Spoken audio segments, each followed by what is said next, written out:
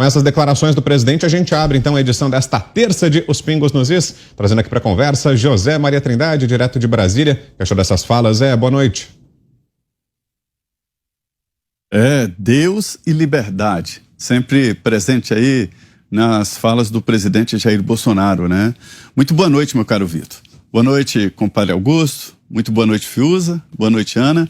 E boa noite a você que nos acompanha aqui nos Pingos nos Is.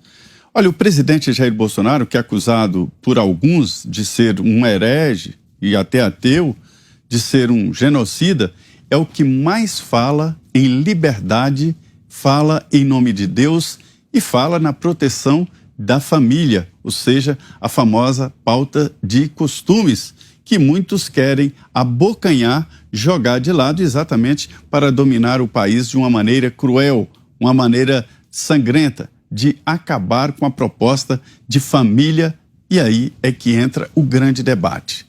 Historicamente, esse debate nunca é levado claramente nas campanhas eleitorais, porque define posição. Definir posição em campanha eleitoral significa perder-se alguns votos, e ele está sendo claramente definindo ali a sua posição política com a coragem, e que ganha de outro lado, mas ganha com a verdade. Esse é o primeiro ponto desse discurso do presidente Jair Bolsonaro. E aí vem arma de fogo. Há uma polêmica na sociedade sobre esta liberdade defendida pelo presidente Jair Bolsonaro no uso de arma de fogo e que está na Constituição. A Constituição brasileira fala no direito de defesa. Ninguém faz a própria defesa com unhas como se fossem gatos. Faz a defesa com armas, já que os bandidos também estão armados. Este é o ponto que assusta, inclusive, outros candidatos. Esse discurso do presidente foi numa área ali onde existe um agronegócio muito forte, implantado ali numa área da Bahia que não tinha tradição de agricultura forte e era uma área pobre, né?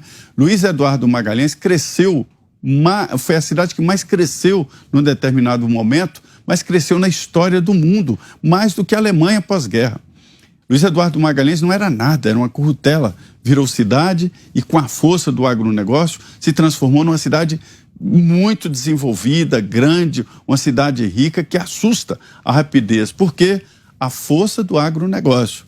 E o agronegócio teme demais esta onda que o presidente citou aí, de comunismo, de socialismo, né, de invasões de terra, e por isso quer sim o direito de defender o seu patrimônio. Esse direito também está inscrito na Constituição. Não é nada ilegal como alguns tentam fazer. Não é isso. O presidente faz essas defesas claras. E os outros candidatos tentam fazer de sombra e não levam esse debate para frente. Era hora de todos virem a público e dizer: eu apoio sim o processo de armamento no Brasil, o direito de defesa, ou não apoio, mas a apresentar a sua proposta. Esta é a grande novidade. Está chamando para o campo do diálogo, o campo da batalha, que é dizer claramente o que quer. E o eleitor é que vai decidir no voto se opta por um ou por outro.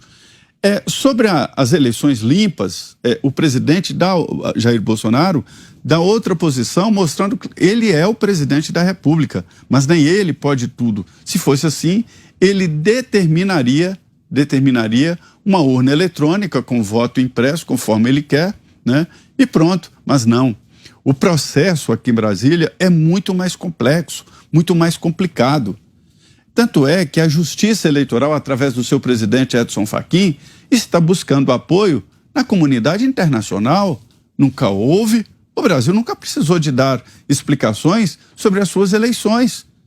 E o Tribunal Superior Eleitoral está convocando mediadores internacionais, observadores internacionais e dizendo que a comunidade internacional tem que prestar atenção aqui no Brasil.